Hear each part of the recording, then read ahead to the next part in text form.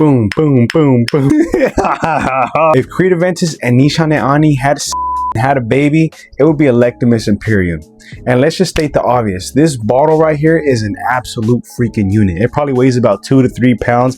On top of that, the atomizer, look at that pressure. Woo.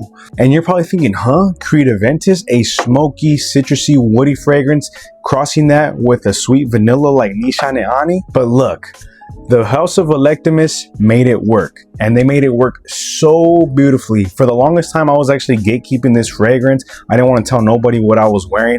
I would just say, yeah, bro, I'm wearing Creed Aventus or something, you know? But look, this fragrance right here, let me just try to create a scent profile.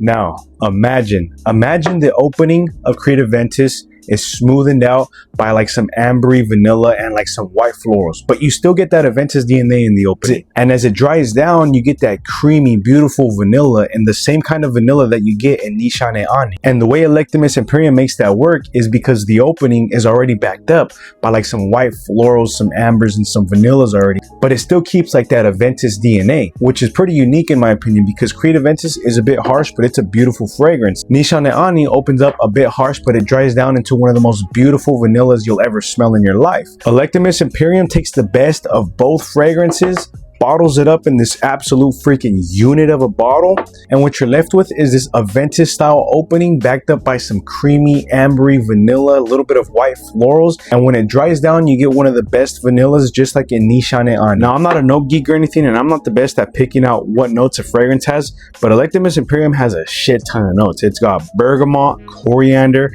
jasmine, lily, saffron, neroli, tuberose, rose, vanilla, musk, gaiac wood, patchouli, and oud, and amber. Man, that was a freaking mouthful. This is definitely a stunning fragrance. I recommend you give it a try.